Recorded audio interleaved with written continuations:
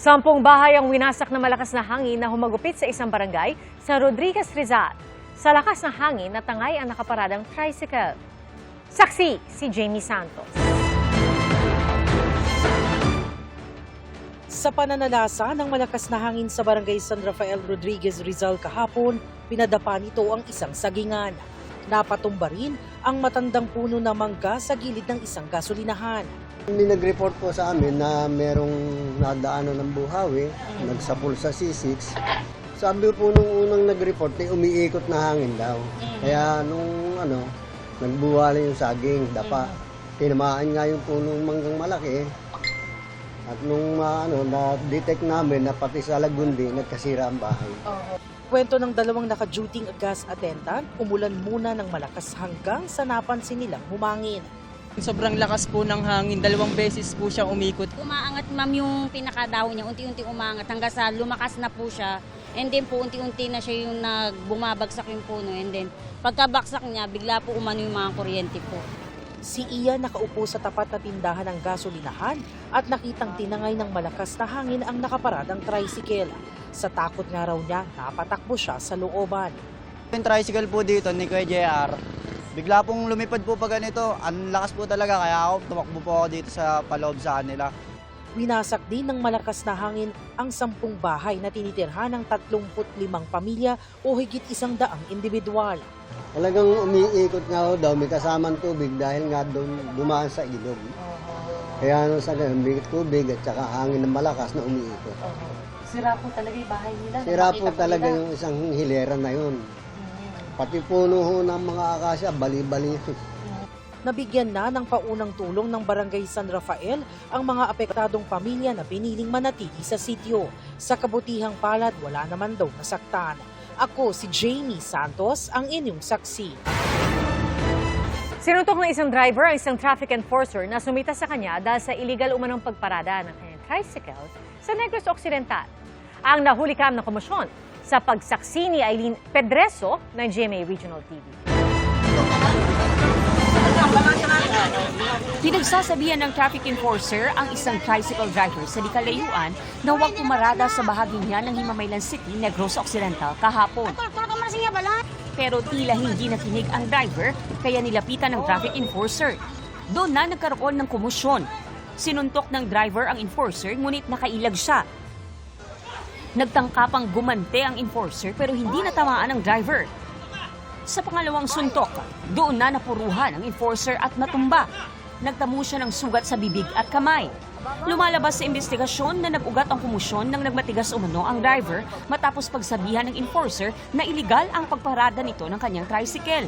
May area dira nga gin prepared namon nga hindi pwede parkingan bisan ano nga salakyan, bawal lang ang parking. Ikapila na siya sa wayon sang enforcer. Sa mga nagligat si Mana, kagapon, kada pwede parkingan. Sabat niya pa sa akin yung Porsche, pati hindi ako maparking. Nakadetain ang tricycle driver na nahaharap sa mga reklamong direct assault against person in authority at physical injury. Ayon sa LTO Negros Island Region, posibleng masuspinde o ma-revoke ang kanyang driver's license. Batasan yung pagkita niya towards sa aton nga traffic enforcer. So isukos natin siya kay ka-dangerous, no? Kung may mga among nga mga driver na very violent, no? Kung apprehend or dakpo, no? Sa aton nga mga enforcers. Ako sa Aileen Pedreso ng GMA Regional TV, ang inyong saksi. Isinama po ng company dating House Speaker Martin Romualdez sa kanyang supplemental counter-affidavit ang pagbawi ni Orly Gutesa sa mga aligasyon niya laban sa kongresista. Sa kabila po ng pagbaliktad ni Gutesa, sinabi ng ombudsman na may 28 silang testigo na handang magbigay ng direktang kaalaman sa mga transaksyon. Saksi si Joseph Moro. Sa kabila ng pagbawi ni ex-Marine Orly Gutesa sa testimonya niyang naghatid siya ng mali-malitang pera kay dating House Speaker Martin Romualdez, ako'y lubos na nagsisisi. tila hindi naman nababahala ang Office of the Ombudsman sa magiging epekto nito sa nakasampang reklamo laban sa dating Speaker kaugnay sa umano'y anomalya sa flood control projects. Anila hindi na bago ang pagrikano pagbaliktad ng mga testigo sa high-profile cases. Hindi raw umiikot ang investigasyon sa iisa o iilang witness. Ayon sa Ombudsman, may 28 testigo na handang magbigay ng direkta at material na kaalaman sa mga sinisiyasat na transaksyon. Nasa ilalim daw sila ng legal na proseso. Babala pa nila ang sino mang mga sumadlang o manggulo sa proceedings ng Ombudsman ay haharap sa buong bigat ng batas. Ayon sa supplemental complaint, bukod sa testimonial evidence, may hawak din daw silang documentary evidence tulad ng corporate, property documents at AMLC reports. Base sa supplemental complaint affidavit ng Ombudsman, ang testimonya ng siyam na mga dating bodyguard ang ilan sa mga ebidensya nila na napunta ang pera kay dating House Speaker Martin Romualdez. Pero 4 sa siyam na mga bodyguards na yan ang bumaliktad na. Pang-4 si Gutesa na bumaliktad. Sinabi na dati ng Ombudsman na maaaring isama na rin sa kasong plunder ang 3 naunang bumaliktad na ex-bodyguard. Wala pa silang pahayag kung gagawin din ito kay Gutesa. Sa kanyang affidavit, sinabi ni Gutesa na nadala umano siya ng 6 matatamis na salita ni na dating Congressman Mike Defensor at Senador Dante Marcoleta. Sinisika pa rin ng GMA News na makuha ang panig ni na Defensor at Marcoleta. Sa video ni Gutesa na ibinigay sa GMA News, sinabi niyang dala raw ng takot kaya siya napilitang patotohanan ang mga nakasaad sa affidavit na binasa niya sa Senate Blue Ribbon Committee kahit hindi raw ito totoo. Dala ng takot at pangamba, lahat ng nakalahad sa affidavit na kanilang ginawa ay aking nasabi na nasaksihan o kahit hindi ito totoo. Pati ang pagsabi ng ipasama ako sa 3 beses na delivery ng mga balita sa alleged bahay ni Speaker Martin Romualdez sa Forbes Park. Wala akong naging direktang kontak o nakita man lang si Speaker Romualdez sa nasabing address. Kanina naghain na ng supplemental counter affidavit si Romualdez sa Ombudsman. Kalakip ang affidavit ng pagbaliktad ni Gutesa at ang affidavit ng 25 iba pang mga security personnel ni dating Congressman Saldico para patunayang hindi totoo ang alegasyon ng mga tinaguriang Maleta Boys. Ibig sabihin ba pagka original statements na may allegations na may mga pera or pangakong sinasabi ay paniniwalaan natin pero yung recantation or pagbawi ay hindi natin pananiniwalaan. So medyo malabo po yata. We are confident po na in a fair and impartial investigation, wala pong ebidensya. Ika nga walang corpus delicti, sabi nga ng mga lawyers sa sitwasyong ito. Ayon sa palasyo, batid ni Pangulong Bongbong Marcos na pinsan ni Romualdez ang pagbawi ni Gutesa ng kanyang aligasyon. Sabi ni Palace Press Officer Undersecretary Claire Castro, dapat beripikahin pa rin kung totoo ang mga sinasabi ni Gutesa ngayon. Kung sino yung mastermind sa pagpapagawa ng gitong klaseng mga senaryo, sampahan ng kaso. Pero ito po ay nasa kamay na po ang Ombudsman, DOJ at ng mga ibang investigating bodies natin. Ang gusto lamang po din ng Pangulo, dapat ang kwento ay totoo. So, kailangan din po na maimbestigahan kung ano yung sinabi ni Mr. Gutesa para, na ma-verify kung lahat din ng sinabi niya ngayon after siyang mag-recant ay may katotohanan. Ako si Joseph Morong, ang inyong saksi. Humupa man ang baha sa ilang bahagi ng Metro Manila, pahirap naman sa mga motorista ang lubak-lubak na kalsada. Saksi, si Emil Sumangi. Mabagal ang usad ng mga motorsiklo at iba pang sasakyan sa bahaging ito ng Zabote River Drive. Maaraw na pero ang problema naman ng mga motorista ngayon malalaking lubak. Ayon sa DPWH, binuksan na nila ang concrete road na malapit sa isinasagawang pagsasaayos ng temporary detour road. Dagdag perwisyo rin sa mga motorista ang lubak sa elliptical road sa Quezon City.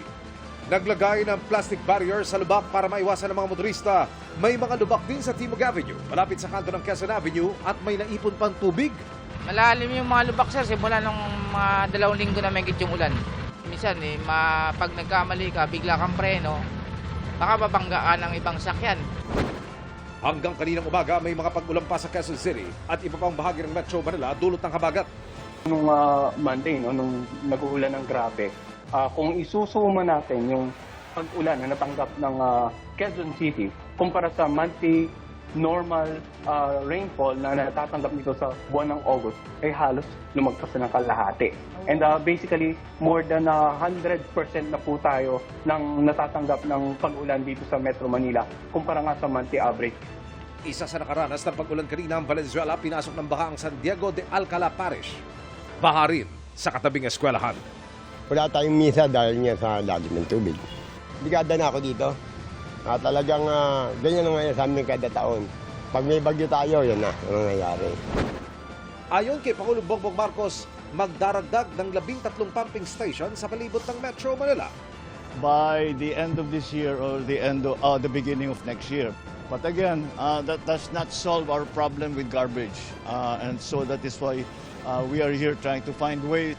Nag-inspeksyon kanina ang Pangulo sa tinaguriang pinakamakabang creek sa Metro Manila, ang Estero de Tripa de Galliera.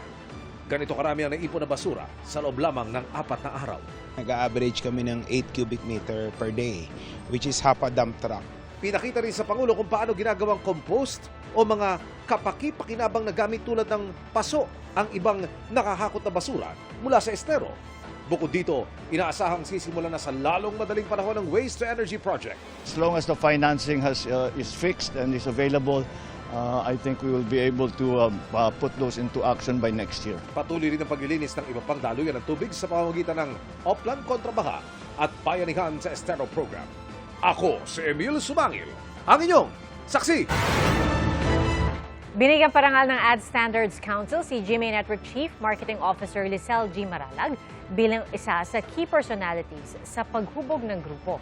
Ayon sa Council, dahil sa malawak na karanasan at strategic perspective pagdating sa media at audience insight, naging instrumento si Maralag sa pagsulong ng self-regulation at collaboration sa industriya. Aktibo rin miyembro si Maralag ng Joint Industry Council na tumututok sa pagsasaliksik at pagsukat sa media industry. Ipinagdiriwang ngayon ng Ad Standards Council ang Golden Jubilee ng advertising self-regulation sa bansa. Mag-isa lang umanong nagplano ang grade 8 na estudyanteng namaril sa kanilang paaralan sa Zamboanga City ayon sa DILG. At kabilang po sa iniimbestigahan ay kung may kinalaman sa insidente ang mga nilalarong online game ng estudyante. Saksi si John Consulta. Sa pagbisita ni DILG Secretary John Vic Rimulya sa Ateneo de Zamboanga Junior High School, ibinahagi niya kung paanong napuslit ng grade 8 shooter ang mga armas na ginamit sa pamaril doon noong Martes. Bago ko pumasok ng kahit anong building, check rin yung bag mo. Nakahanap kasi siya ng butas. Pag papasok sa normal gates ng Ateneo, binubuksan yung gate niya. Pumasok siya sa emergency exit. Ayon kay Rimulya, alam ng 14 anyos na shooter na inaalis ang lock ng emergency exit kapag oras ng eskwela, kaya doon siya dumiretso. Imbis na dumaan dito sa main entrance kung saan mayroong mga gwardya na nagsasagawa ng bag inspection sa mga pumapasok na estudyante, ay pumasok daw itong grade 8 shooter dito sa bahaging ito, itong pababang lugar na nagsisilbing isang emergency exit din daw. At ayon pa sa investigasyon ng mga otoridad ay nagkaroon ng pagkakataon na dumaan itong suspect sa mga rampa na ginawa para sa mga PWD at nang siya ay umabot na doon sa pinaka 4th floor, doon na siya nagsimula sa kanyang pamamaril. Ayon kay Rimulya, wala umanong kinalaman sa bullying ang pamamaril. Walaan niyang nakaaway, nakaskwela o faculty ang shooter. Ang grade 10 na nasawi sa insidente, hindi rin daw kilala ng namaril. Sa investigasyon ng PNP, wala rin kasamang nagplano ang shooter. There was no conspiracy behind it. There was no active group that planned it with him.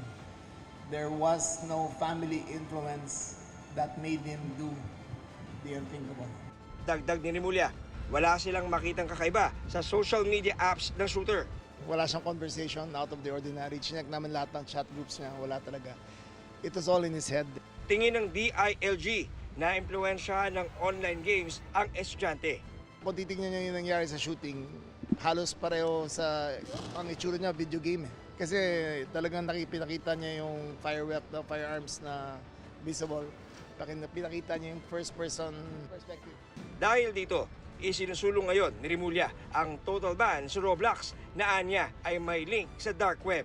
Whether the country should ban these apps, these first-person shooter games, which desensitizes young men and women to thinking that violence is normal. Sinusubukan namin kunin ang panig ng Roblox Pero dati nang sinabi ng Roblox na meron silang pinatutupad na iba't ibang layers of protection kabilang ang mga grupong nag-check ng anumang panganib. Ayon sa PNP, hawak na nila ang cellphone at laptop ng namaril na estudyante sa pahintulot ng pamilya nito. Patuloy ang kanilang digital forensic examination sa gadgets ng shooter para makita ang digital footprints ng kanyang mga aktibidad online. Indication po yan na Pero sa pagdinig ng Senado kanina, sinabi ng Cybercrime Investigation and Coordinating Center na hinihintay pa nila ang cyber warrant mula sa korte para mas mabusisi at makakalap pa ng digital evidence sa gadgets ng shooter. Nila, karaniwang inaabot ng 2 buwan ang paglabas ng cyber warrant ng korte. Kabilang din sa tinalakay sa Senado ang detalye ng pamamaril. Ang shooter naabutan pa umanong buhay ng mga responding pulis. they are shouting that to drop the gun. Pero yung CICL, victim shooter natin, ay umakyat po ng 5th floor at doon po niya binaril yung sarili niya. So na-witnessan po ng mga police responder natin yan. Sa ngayon, may 2 estudyante pang nasa ospital dahil sa insidente. Isa pong nadaplisan ng bala, female po siya, 15 years old. At nasa hospital po siya ngayon. Stable naman po ang kanyang kondisyon. At yung isa po ay nahimatay lang po na bata. Kinwestiyon ni Committee Chair Risa Ontiveros sa CICC, bakit tumagal ng 14 na minuto bago na take down ang live stream ng pamamaril? We had visibility around mga 5 minutes. Tapos nireport na ho kagad natin to sa mga platforms para i-take down ho. Pero again, maybe Hindi ba pwedeng kayo na mismo mag-take down? that's the problem, Madam Chair. First is the jurisdiction. We don't have jurisdiction over these platforms. Puna naman ni Senator Erwin Tulfo, bigo ang paaralan sa nangyari dahil naipasok umano kasi ng estudyante ang mga baril dahil nakasasakyan itong pumasok at di dumaan sa security inspection. The reason why I said failed because yung sa school given na po yung sa security may lapses po sila. Ayon sa Executive Assistant to the President at Legal Advisor ng Ateneo de Zamboanga, kasabay ng shooter sa sasakyan ang kanyang kapatid na babae. Pero dumaan ang babae sa security check sa lobby habang sa PWD ramp naman dumaan ang shooter. Isang entry gate at isang exit gate at isang ramp. Paano po naka-deploy, if you can tell us, paano naka-deploy yung 25 guards dun sa at least sa 2 gates before the incident? They are deployed in all the entry points when the kids or the students are already in the campus, particularly in all because this building is 4 stories. So you mean po, bukod sa entry gate at exit gate, naka-deploy din po yung 25 security guards sa bawat floor ng 4th-story building? That's correct, Madam Chair. Kabilang din sa binigyan diin ni Ontiveros na dapat matutukan ng law enforcement agencies ang paglaban sa NVE o Nihilistic Violent Extremism Online.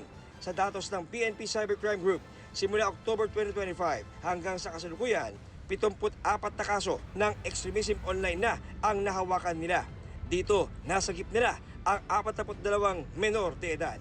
In our data, Madam Chair, 15 below doon sa out of the 74 or I mean 42 rescued, ang 15 years and below ay 30, so mas marami talaga yung between the bracket of 12 to 15.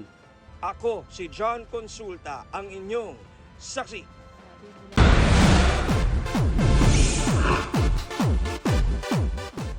Mga kapuso, simula po Setyembre, mapapanood na sa GMA Network ang comedy talk show na Gandang Gabi Vice. Super excited na raw si Vice Ganda dahil mas magiging malawak ang viewership ng GGV. At dadami rin ang mga pwede niya maging guest sa show, kabilang na ang ilang kapuso stars. Sino-sino kaya ang napupusuan niyang mag-guest? Madami. Siyempre, meron akong Michael V. Lagi yung Michael V, nasa listahan ko lagi yan. Marian. Si Ding Dong kasi na-experience ko na sa GGV, naka-twice na yata siya. Diba sila? Alden, yung mga... Maraming sikat ng maraming sikat na kapuso stars.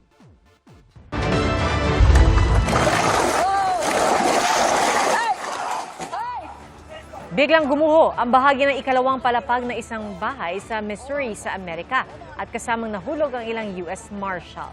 Ay sa maulat nagtungo sa naturang trailer house ang mga federal law enforcer para magsilbi ng warrant laban sa isa umanong sex offender. Sa ulat ng local media, 7 sa mga nahulog ang ospital dahil sa mga tinamong sugat.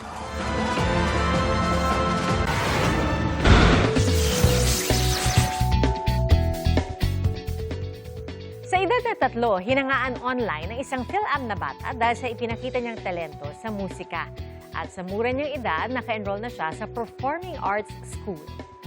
Ating saksihan.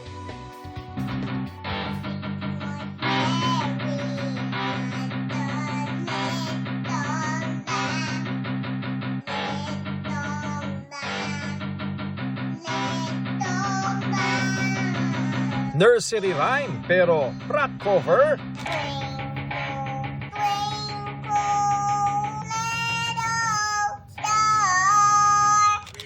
Little Leona, got you covered.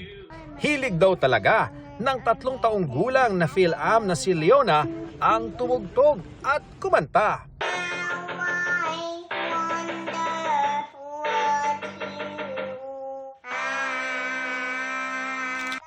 Kahit nga national anthem ng Amerika kung saan sila nakatira ng kanyang pamilya, kabisado na niya.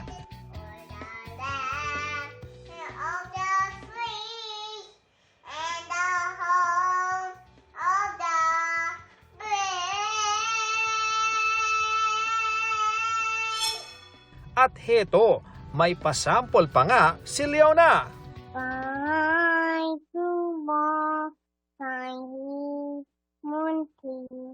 Malalaman go on. Ay, sorry. Ang talent ni Leona sa pagkanta, umani na ng milyon-milyong views at reactions sa social media.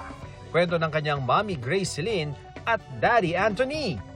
Wala pang 1 taon si Leona ay napansin na nila ang interest niya sa music. Habang kinakantahan kasi siya, biglang itinuloy daw ni Leona ang melody. Nagulat kami na kaya niyang sundan yung, hindi naman ganun kagaling pero alam namin na yun ang kinakanta niya. Bahay Kubo, Itsy Bitsy Spider, Star Spangled Banner. Para suportahan ang hilig ng anak, sa edad na 2, ay in-enroll nila si Leona sa isang performing arts school. Hindi raw musikero ang kanyang mommy at daddy, kaya nagulat din silang mabilis matuto sa music si Leona. Kaya rin niyang mag-identify ng mga tunog na naririnig niya.